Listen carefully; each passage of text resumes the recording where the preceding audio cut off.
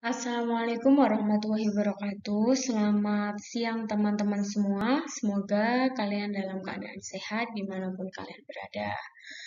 Pada kesempatan hari ini, kita kembali lagi di mata kuliah kewarganegaraan dengan pembahasan mengenai sistem pemerintahan. Sebelum kita masuk materi, kita awali dulu pertemuan hari ini dengan bacaan basmalah bersama.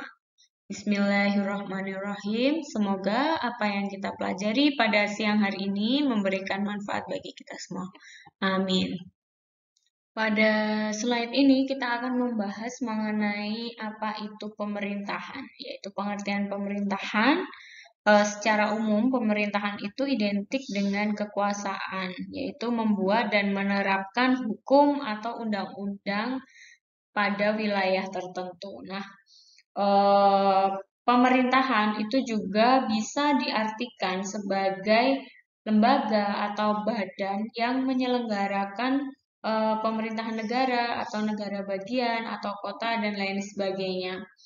Jadi mereka pemerintahan itu adalah lembaga yang berwenang ya atas kegiatan masyarakat dalam sebuah negara.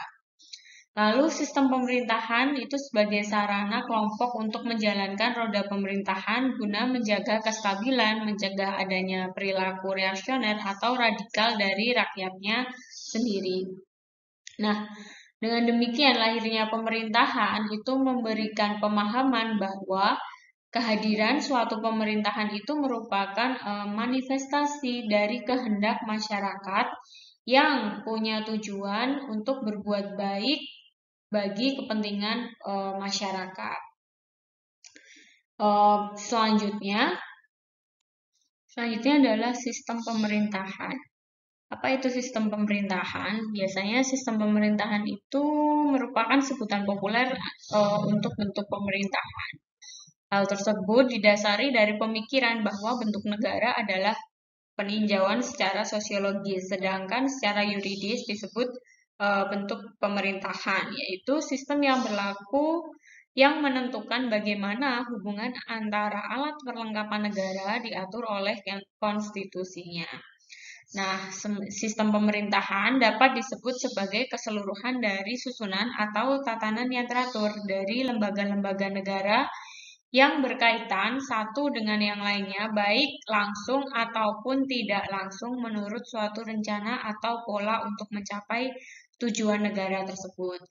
Jadi kalau kita lihat ya, kalau sistem pemerintahan itu kan berasal dari dua kata ya, sistem dan pemerintahan. Kalau sistem itu kaitannya dengan susunan atau tatanan atau jaringan yang kompleks gitu, dan antara satu dengan yang lainnya tuh punya hubungan fungsional antar satu bagian dengan bagian lain gitu. Nah, eh, sementara pemerintahan itu bisa diartikan sebagai perbuatan pemerintah yang dilakukan oleh berbagai badan gitu. Ada badan legislatif, eksekutif, dan yudikatif di suatu negara dalam rangka mencapai tujuan penyelenggaraan suatu negara. Jadi karena tadi kan setiap negara selain mempunyai bentuk negara juga punya bentuk pemerintahan dan juga punya sistem pemerintahan. Jadi sistem pemerintahan itu merupakan suatu sistem sebagai alat untuk mengatur jalannya pemerintahan sesuai pada kondisi negara dengan tujuan menjaga kestabilan negara tersebut. Nah, selanjutnya terdapat beberapa sistem pemerintahan. Tadi kan kita disebutkan di awal bahwa sistem pemerintahan itu merupakan suatu tatanan yang utuh, suatu sistem yang terdiri dari berbagai komponen yang saling bergantung dan mempengaruhi dalam mencapai tujuan dan fungsi pemerintahan. Apabila sistem pemerintahan itu berjalan dengan baik, maka akan memunculkan pemerintahan yang dianggap tidak memberatkan rakyat, dan itu akan berakibat juga pada terjaganya kestabilan masyarakat, terus juga menjaga fondasi pemerintahan, politik, ekonomi, keamanan, pertahanan, dan lain sebagainya. Nah, di sini saya akan menjelaskan mengenai beberapa sistem pemerintahan yang ada. Ada 4 yang saya cantumkan. Yang pertama ada sistem pemerintahan presidensial, yang kedua pemerintahan parlementer, yang ketiga ada sistem pemerintahan campuran atau kuasi, dan yang keempat sistem pemerintahan referendum. Yang pertama adalah sistem pemerintahan presidensial. Kalau sistem pemerintahan presidensial itu adalah sistem pemerintahan yang kekuasaan tertingginya itu berada di tangan presiden. Nah, dalam sistem pemerintahan ini, presiden berperan sebagai kepala pemerintahan tertinggi yang berhak mengambil berbagai macam keputusan ataupun kebijakan yang terkait dengan negara. Jadi, sistem pemerintahan negara ini di mana kekuasaan eksekutif dipilih melalui pemilu dan terpisah dengan kekuasaan legislatif. Nah, presiden memiliki posisi yang relatif kuat dan tidak dapat dijatuhkan karena subjektif dan rendahnya dukungan politik. Itu artinya mekanisme kontrol presiden itu masih ada.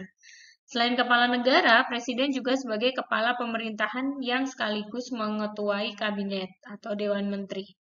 Oleh karena itu, agar tidak menjurus kepada diktatorisme, maka diperlukan check and balance antara lembaga tinggi negara. Inilah yang kemudian disebut dengan checking power with power. Jadi tadi ya, karena sistem presidensial itu kan kekuasaan tertingginya berada di tangan presiden. Jadi agar tidak menimbulkan kediktatoran, maka diperlukan check and balance antara lembaga tinggi negara. Contoh negara yang menganut sistem pemerintahan presidensial adalah Amerika Serikat, Filipina, dan Indonesia. Lalu ciri-ciri sistem pemerintahan presidensial. Yang pertama ada presiden sebagai kepala negara dan sebagai kepala pemerintahan. Karena tadi disebutkan di awal ya bahwa presidensial itu adalah sistem pemerintahan yang kekuasaan tertingginya berada di tangan presiden. Jadi kepala negara dan kepala pemerintahan pun dipegang oleh seorang presiden. Yang kedua, presiden tidak dipilih oleh badan perwakilan tetapi oleh dewan pemilih dan belakangan peranan dewan pemilih tidak tampak lagi sehingga dipilih oleh rakyat. Lalu yang ketiga, presiden berkedudukan sama dengan lembaga legislatif. Yang keempat, kabinet dibentuk oleh presiden sehingga kabinet bertanggung jawab kepada presiden. Karena kan kabinet di sini dalam tanda kutip mereka adalah pembantu presiden. Jadi pengangkatan dan pencopotannya itu dilakukan oleh presiden. Seperti yang sekarang sedang ramai terjadi ya, akan ada reshuffle kabinet lagi. Yang kelima, presiden tidak dapat dijatuhkan oleh badan legislatif, begitupun sebaliknya, presiden tidak dapat membubarkan badan legislatif. Nah, itu merupakan ciri-ciri sistem pemerintahan presidensial. Selanjutnya adalah sistem pemerintahan parlementer. Kalau kita lihat dari namanya, kalau sistem pemerintahan parlementer di sini punya ciri yang tentunya banyak bergantung pada parlemen dengan peran yang sangat penting gitu ya. Di sini sistem parlementer digunakan untuk mengawasi eksekutif oleh legislatif. Jadi kekuasaan parlemen itu lebih besar daripada eksekutif. Lalu Dewan Menteri atau Kabinet itu bertanggung jawab kepada parlemen dan sistem ini menggambarkan keadaan di mana lembaga eksekutif itu bertanggung jawab kepada lembaga legislatif, membuat lembaga eksekutif dapat dijatuhkan oleh legislatif melalui mosi tidak percaya. Akan tetapi karena eksekutif, Perdana Menteri itu punya kedudukan yang kuat karena berasal dari suara mayoritas parlementer, maka Perdana Menteri juga sulit untuk dijatuhkan. Di sini kan Perdana Menteri dipilih dan diangkat oleh parlementer. Demikian pula sebaliknya parlemen juga bisa diberhentikan oleh Perdana Menteri yang telah diangkatnya dengan cara memberikan statement mosi tidak percaya. Nah, tadi ya kan karena sistem pemerintahan itu di parlementer ini parlemen punya wewenang yang sangat kuat gitu. Parlemen adalah badan legislatif yang anggotanya itu dipilih secara langsung oleh rakyat melalui pemilu. Nah, pada sistem parlementer itu terdapat dua pemimpin, yaitu Perdana Menteri dan presiden atau raja atau ratu gitu. Nah, contoh negara penganut sistem parlementer itu adalah Inggris dan Jepang. Lalu selanjutnya adalah ciri sistem pemerintahan parlementer. Yang pertama, kepala negara hanya punya kekuasaan nominal. Hal ini berarti kepala negara hanya merupakan lambang atau simbol yang hanya punya tugas-tugas yang bersifat formal, sehingga pengaruh politiknya terhadap kehidupan negara itu sangatlah kecil. Yang kedua, pemegang kekuasaan eksekutif yang sebenarnya adalah Perdana Menteri bersama-sama kabinetnya yang dibentuk melalui lembaga legislatif atau parlemen. Dengan demikian, kabinet sebagai pemegang kekuasaan eksekutif real harus bertanggung jawab kepada badan legislatif atau parlemen dan harus meletakkan jabatannya bila parlemen itu tidak mendukungnya.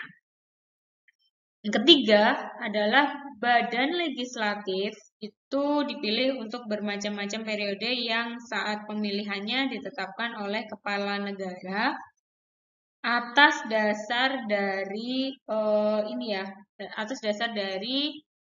atas saran dari Perdana Menteri. Jadi kalau kita lihat ya, kalau kita lihat di Inggris, di Jepang itu mereka ada ratu, tapi kan mereka itu hanya simbol ya, mereka mempunyai tugas-tugas yang sifatnya itu formal gitu. Tapi kalau kehidupan bernegara atau tentang politiknya itu dipegang penuh oleh para perdana menterinya. Selanjutnya adalah sistem pemerintahan campuran atau kuasi. Sistem campuran atau kuasi adalah sistem pemerintahan yang memadukan dari kelebihan sistem pemerintahan parlementer dan presidensial. Dalam sistem pemerintahan ini, selain memiliki presiden sebagai kepala negara, juga memiliki perdana menteri sebagai kepala pemerintahan untuk memimpin kabinet yang bertanggung jawab kepada parlemen. Jadi intinya dalam sistem ini diusahakan hal-hal yang terbaik dari kedua sistem pemerintahan tersebut. Bila presiden tidak diberi posisi dominan dalam sistem pemerintahan ini, maka presiden tidak lebih dari sekedar lambang dalam pemerintah. Akan tetapi, presiden tidak bisa dijatuhkan oleh parlemen, bahkan presiden dapat membubarkan parlemen itu sendiri. Nah, jadi intinya kalau sistem pemerintahan campuran itu merupakan sistem yang mengusahakan hal-hal yang terbaik dari sistem pemerintahan parlemen dan sistem pemerintahan presidensial. Sistem ini terbentuk dari sejarah perjalanan pemerintahan suatu negara.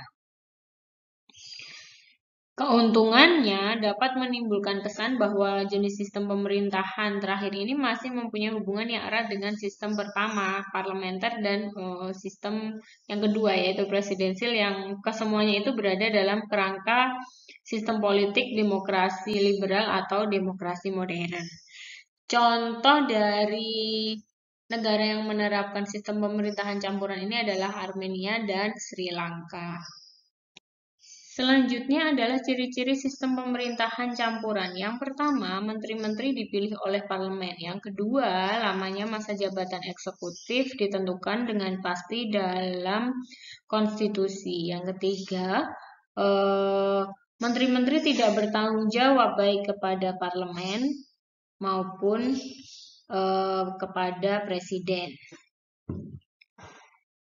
Selanjutnya adalah sistem pemerintahan referendum. Sebenarnya tidak banyak negara yang menggunakan sistem referendum. Sistem pemerintahan referendum itu adalah sistem pemerintahan dengan pengawasan langsung oleh rakyat terhadap lembaga legislatifnya. Menurut Budiman Sagala, menyebutkan bahwa terminologi referendum adalah permintaan atau persetujuan dan atau pendapat rakyat apakah setuju atau tidak terhadap kebijaksanaan yang telah, sedang, dan akan dilaksanakan oleh badan eksekutif atau badan legislatif. Dalam sistem ini, parlemen tunduk kepada kontrol langsung dari rakyat. Kontrol itu bisa dapat dilakukan dengan dua cara, yaitu referendum dan usul inisiatif rakyat. Munculnya sistem referendum itu selalu dikaitkan dengan negara Swiss. Hal ini disebabkan karena hanya negara Swiss sebagai satu-satunya negara yang menerapkan sistem ini.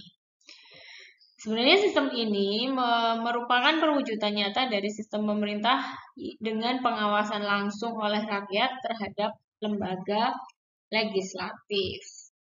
Terdapat 3 macam referendum. Ini menurut Sarunjang ya 2012. Yang pertama adalah referendum obligator. Disebut juga referendum wajib di mana berlakunya suatu undang-undang yang dibuat parlemen dan telah disetujui oleh rakyat melalui suara terbanyak. Yang kedua adalah referendum fakultatif. Di sini suatu undang-undang yang dibuat oleh parlemen setelah diumumkan beberapa kelompok masyarakat yang berhak meminta disahkan melalui referendum. Yang ketiga adalah referendum konsultatif, referendum untuk soal-soal tertentu yang teknisnya rakyat tidak tahu. Oke, baik teman-teman, cukup sekian materi yang saya sampaikan di pertemuan 9 kali ini. Sampai jumpa lagi di pertemuan selanjutnya dengan pembahasan yang lain. Apabila ada yang kurang paham, kalian bisa tanya di kolom komentar atau kalian bisa tinggalkan pertanyaan di grup WA kelas. Baik, kita tutup mata kuliah kewarganegaraan pada sesi ini dengan bacaan hamdalah bersama. Alhamdulillahirrahmanirrahim. Apabila ada salah kata saya mohon maaf. Wassalamualaikum warahmatullahi wabarakatuh. Semoga kalian sehat selalu dan selamat siang.